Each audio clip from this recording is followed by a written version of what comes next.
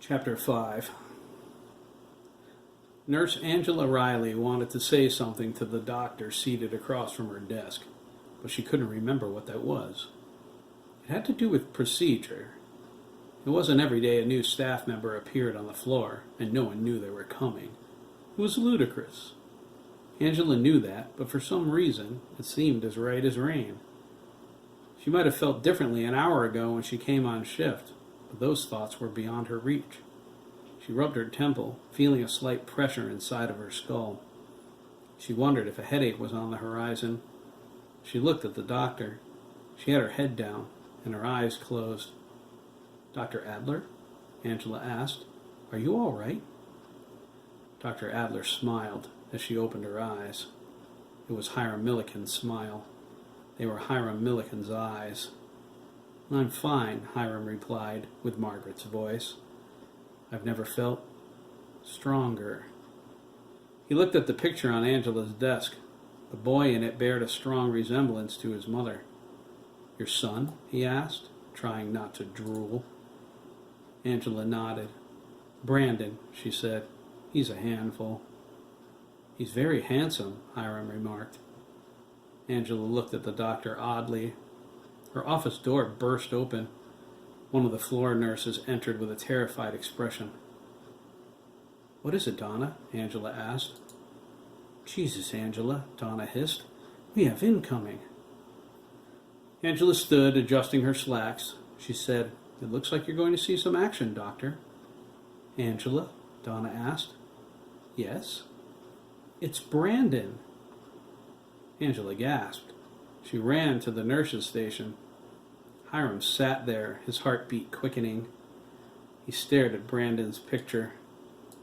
"I know what you are thinking, mein Herr," Gunther Bremen said. Hiram said, "I want him. He's the one I want." "You can have him, but we have to act quickly," Gunther replied. "We are not safe here." "Just tell me what I have to do," Hiram insisted, peering out the door to make sure no one was listening. Gunther laughed. "You cannot possibly think you can do this yourself." Hiram snorted, crossing his arms over his breasts. "I handled the nurse, didn't I?" "Child's play," Gunther snorted. "You cannot pretend to be a doctor, and I cannot convey 2 lifetimes' worth of knowledge to you while we sit here. We do not have time to argue.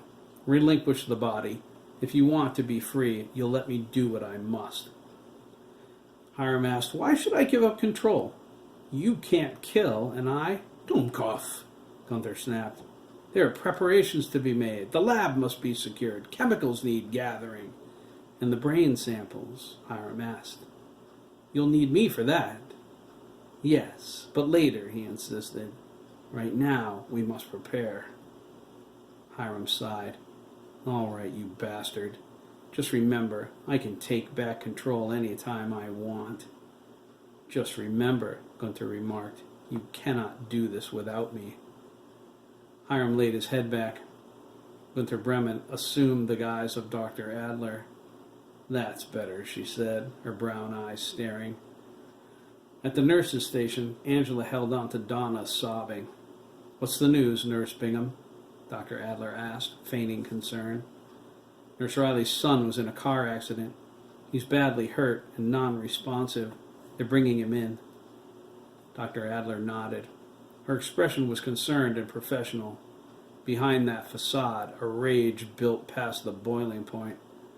She doubted the intelligence in this plan of action. It would have been smarter to stick to their original plan. They would go to Boston, where they could blend into the populace and infiltrate a Class A laboratory.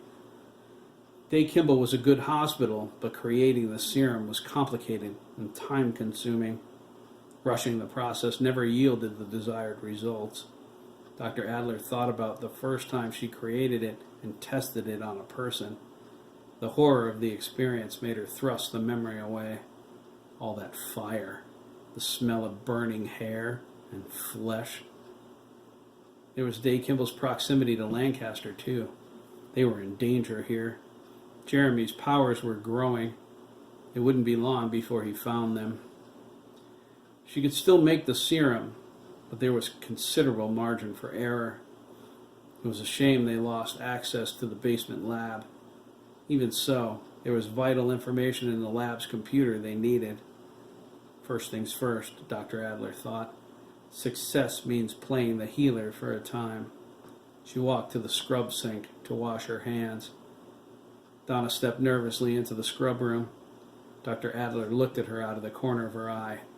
"What is it, nurse?" she asked. "I just wanted to tell you," Donna began, her voice wavering with emotion. "It may be a little while. The police called for the jaws of life. They can't get Brandon out of the car." "How is Nurse Riley taking the news?" Dr. Adler asked. "She's pretty upset," Donna replied. "We all are. We've known Brandon since—" "Spare me the history lesson, nurse," Dr. Adler interrupted, drying her hands.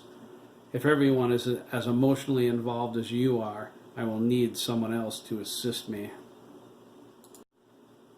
"I'll take care of it," Donna said with some sharpness. "I'll call Dr. Feldman. He's—" Dr. Adler interrupted again. "I think you will find Dr. Feldman is not presently available. Did Nurse Riley not tell you? I am his replacement." The emptiness in her voice spooked Donna. She walked to the nurse's station. She looked down at the LPN staffing the phone and told her to page Dr. Feldman. The LPN looked at her oddly. She said, "Dr. Feldman's not presently available." "Why not?" Donna asked. "I'm not sure," the LPN shrugged. "Someone told me he was dead." "What?" Donna gasped. "Heart failure or something," the LPN continued. "I'm not sure, but the coroner's on his way to his house right now. It was an anonymous phone call." Donna stepped back, holding her chest. The room started to spin. She struggled to keep from falling over as the hall filled with Dr. Adler's eerie laughter.